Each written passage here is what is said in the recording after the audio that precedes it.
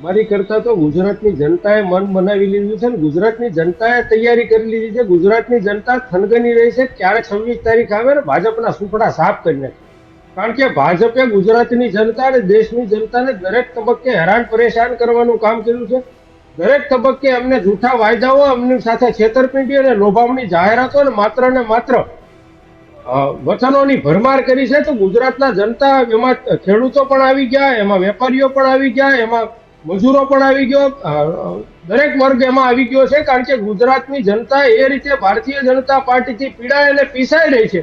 તો આ વખતે ગુજરાતમાં જે ચૂંટણી લડાવવા છે એ કોઈ પાર્ટી નથી લડવાની, એ ગુજરાતની જનતા અને ભારતીય જનતા પાર્ટીની વચ્ચેની ચૂંટણી છે. ગુજરાતની જનતા આ વખતે ભારતીય જનતા પાર્ટીને પાડી દેવા, પછાડી દેવા અને એને સુપડા સાફ કરવા માટે થનગની રહી છે. યોગેશભાઈ, શું મુદ્દા લઈને આમ આદમી પાર્ટી છે? આપણે ખાસ આજે સુરતની વાત કરવી છે, કારણ કે સુરતથી એ પાર્ટીનો ઉદ્ભવ ગુજરાતની અંદર થયો હતો. સુરતની રાજનીતિમાં આ વખતે એવા તો કયા લોકોના મુદ્દા લઈને કે પાર્ટીની વિચારધારા લઈને આમ આદમી પાર્ટી લોકો વચ્ચે જશે?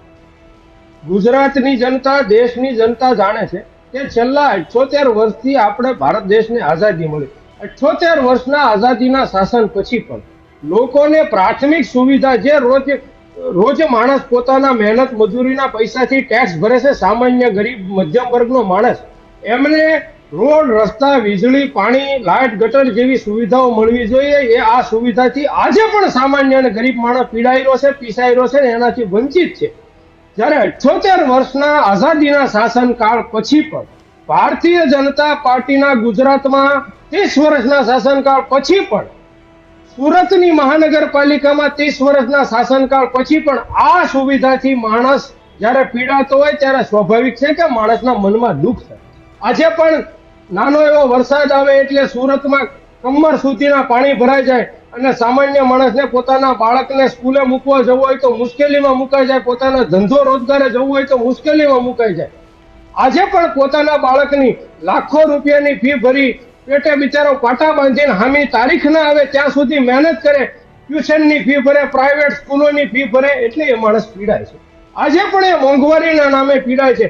આજે પણ ટ્રાફિકના અડચણોમાં, હેલ્મેટના નામે, કેમેરાના દંડના નામે જુદી જુદી અનેક સમસ્યાઓથી પીડાઈ રહ્યો છે. આ જ પ્રકારની તમામ અપડેટ જોવા માટે ન્યૂઝરૂમ ગુજરાતને લાઇક, શેર અને સબસ્ક્રાઇબ કરવાનું ભૂલતા નહીં.